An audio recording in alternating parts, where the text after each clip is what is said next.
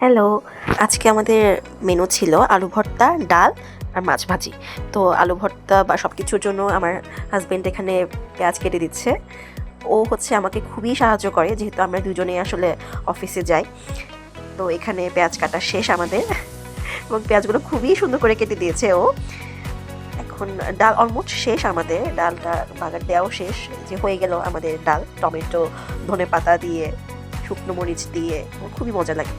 এখন আলু ভর্তার জন্য আমরা কিছু শুকনো মরিচ টেলে নিব বা ভেজে নিব, আর সেদ্ধ আলুগুলো হচ্ছে খোসা ছাড়িয়ে আমরা এরপরে এগুলোকে হচ্ছে হাতে মেখে ভর্তার জন্য রেডি করে নেব।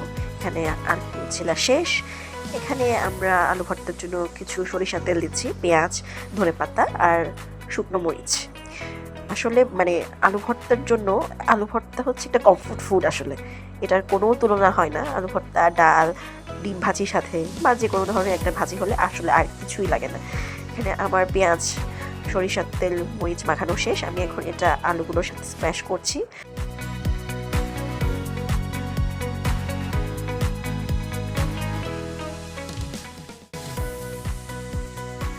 দিয়ে দিচ্ছি যাতে হচ্ছে একটু অয়েলি ভাবটা থাকে। আমি আবার একটু সরিষার তেল পছন্দ করি একটু বেশি।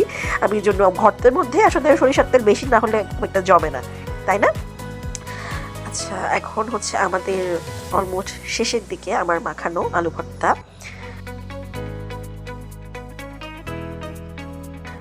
এই তো বন্ধুরা, হয়ে গেল আমাদের খুব সিম্পল একটা খাবার। আর হচ্ছে এখানে আমি কিছু মাছ ভেজে নিচ্ছি। এখানে মাছের মাথা সহ আমি ভেজে নিচ্ছি, যদিও বা মাছের মাথাগুলো পরে হয়তো বা রেখে দিব, পরে হয়তো বা অন্য কোনো তরকারির সাথে হচ্ছে লাউ দিয়ে রান্না করা যায় মাছের মাথা।